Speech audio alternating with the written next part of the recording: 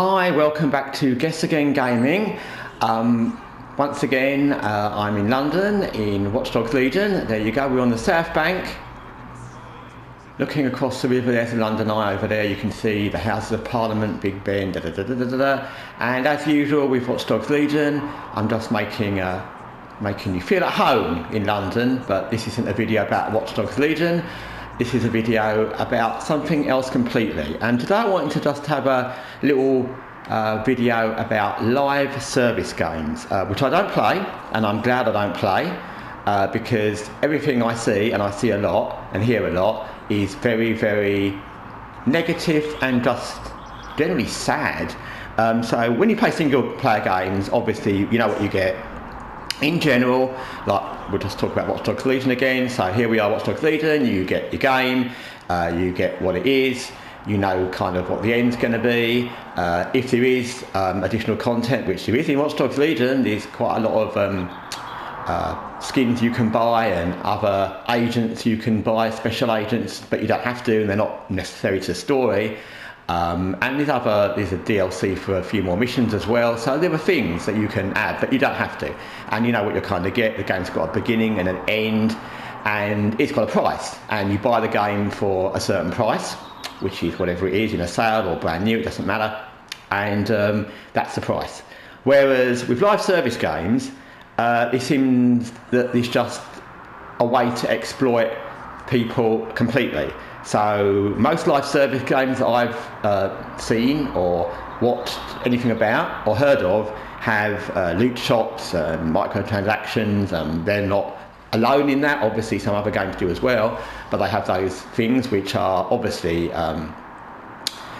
there to get extra money from players already, which is okay, it's their choice, although unfortunately more and more in gaming, and I think I've touched on this in the last video I made about kind of how games have been going, there's things in that you need. You can either buy your way to a new level, buy your way to victory, because you can get upgrades and things that mean other people who can't afford them can't upgrade as quickly as you, or you can just be a newbie and start and just, you know, buy loads of upgrades and buy all the best stuff, and you can outrank someone who's been playing for a while. And I don't play those kind of games, but I can tell you for now that if I was playing a online game, a live service game, and I'd been struggling and leveling up and grinding out my character for ages, and then somebody else came along with a lot of money and just bought in the shop and bought levels up and bought extra tokens and extra storage and extra weapons and whatever it might be, to exceed my own level just because I had the money, I would be very angry and upset. So there's things like that. Then there's all these things where they have seasons because they're live service, and by the nature of being live service, they want you to keep playing over seasons. So that again is a different whole aesthetic to a single player game, where you would have a natural end. By the nature of being a season, again, it's almost comparison to a TV season. Because you have a season and you want a new season. But with a new season of a TV series, you've got a whole new content, you can have new characters, you can have a whole new storyline develop. And that often is the case in TV series. Whereas in, or you have like things, you know, like it's police procedural things like NCIS and CSI, where there's new investigations every time, and although the main characters stay the same, the whole story changes by what the investigation is going to be, etc, etc, etc. But with a video game, you're limited to basically the same setup, the same characters, the same environment, and you've just got to think of new ways to kind of drag that out in a season. Yes, you can add new missions, but you know, it's got a limited time span, however much you like the game. And I absolutely, and I always say this because if anyone's ever watched this, you know how much I like Watch Dogs Legion. If Watch Dogs Legion had seasons and every season was in London and there was just a couple more missions and some new skins and a few things like that, but it was very monetarised and it was expensive and there was a loot shop and microtransaction, yeah, it would lose its shine over time, I think. I can't say for sure, but that's what I think. Also, the other thing about live service games and these season passes and season updated seasons, new seasons, is that it's kind of assuming that people have endless time and endless money. So the endless money, okay, some people do, and they can just keep buying extra stuff and paying for extra things and but some people don't. Obviously, a lot of people don't. But more to the point, people don't have endless time. And, you know, it takes a lot of time just to play a video game, a single player game. It can take a lot of hours. Most people don't just play one game, so that can take even more hours.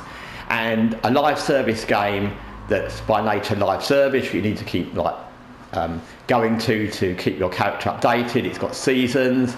It's almost like that thing with games like there used to be a mobile game where you go and do things on your farm, and you had to keep going back to your farm every hour, otherwise your crops would die or your people would be upset. And it's almost like that, where you have to keep going back to make it worthwhile, and people don't have endless time. Also, there's obviously more than one multiplayer game, and obviously more than one live service game online, and there's a limit to how big that pie is, if you want, because there's not endless amounts of people with endless amounts of time. For example, if you're a single player person and you play Watch Dogs Legion and you play, I don't know, Assassin's Creed Origins, and you play The Witcher, whatever, Cyberpunk, you play 4 games, you can drop into them whenever you want. You don't have to play them a lot. Sometimes you can play them hardly ever. You can just leave them. But if you're in live service games, they're a different thing, because you're assuming people are going to be playing overtime ongoingly for almost ever, even if they finish the game, which you would finish in any of those games at some point, even though some are quite long and they will have replayability.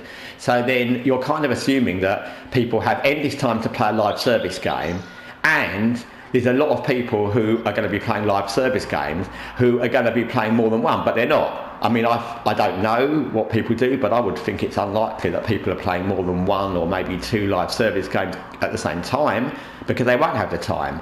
And even if they weren't playing any single player games, it would still take a lot of time to play more than 1 live service game, and that's not counting cost.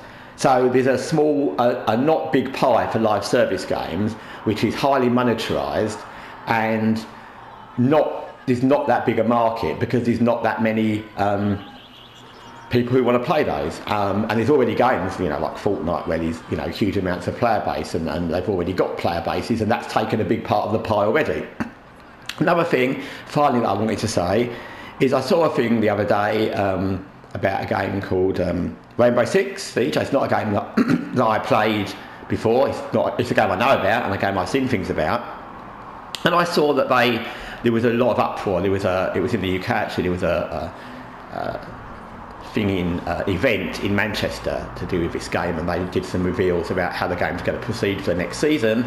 And one of the things that caused a lot of uproar from people is that they're going to start charging people monthly subscriptions.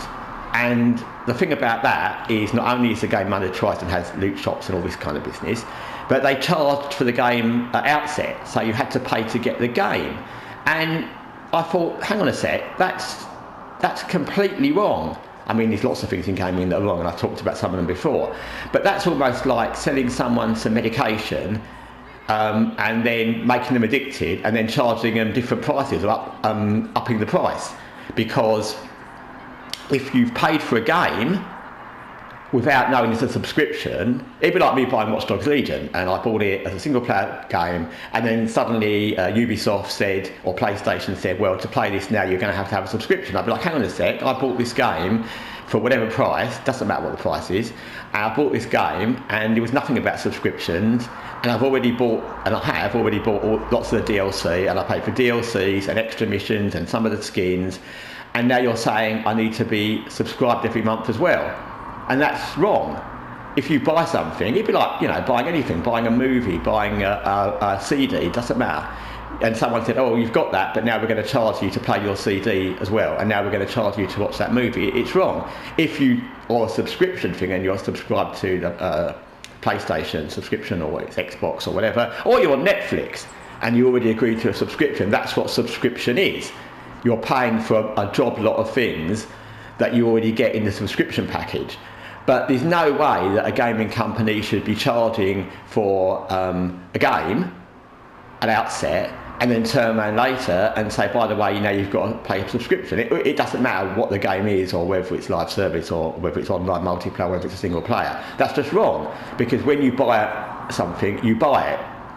And if you buy it, and that's what it is, you've bought it, you shouldn't then have to do anything differently. It's like the same thing with games that they then decide that they're going to decide to change, or they're going to stop servicing, or they're going to stop updating. If you've bought something, and it only happens in gaming, you should have bought the thing as advertised, and there should be no way that they can then change that to make it differently. Like I said, regardless of whether it's live service or not, you shouldn't be able to then change that and say, by the way, now you've got to subscribe, by the way, now you've got to pay extra, by the way, now you've got, which was another thing that happened recently, by the way, now you've got to join the PlayStation network to play a game, anything like that. Because if you're selling something as it should be sold as seen, which is a rule in the UK, I don't know about other countries, and if you buy something, it is what it is at outset. It's sold as it's seen, and you're buying what you get, and you can't then change the dynamics or the contract of what you've bought. And yeah, it's just a thing I wanted to comment about. I've seen a lot about different things. There was different games recently with the PlayStation Network having to be part of the thing, and that was a problem. Then there was, like I said, this game where they suddenly decided to charge a subscription. I imagine that will go ahead, because I imagine there's so many people who want to play it that even if it's negative and people pull out, they'll still end up doing it. It's been games where there was huge amounts of new updates that cost huge amounts of money just for a base game, and all these things are just ways to screw over gamers. And we already know that games are expensive. AAA games are very expensive. There's already DLCs and different versions and different skins and loot shops and microtransactions, and that's bad enough. But then when you get to a point where you've bought something and someone says, by the way, you've got to pay this for it extra, although we didn't tell you that, but if you don't do it, you can't play it anymore. Or if you don't join the network and you don't subscribe to this or don't sign into that, you can't play it anymore. It just gets ridiculous, and it needs to stop. And it doesn't mean it will stop. I know there was a lot of backlash about the PlayStation sign-in thing for the other game, and that was cancelled. I don't know what's going to happen with this. I'll certainly update anything that happens.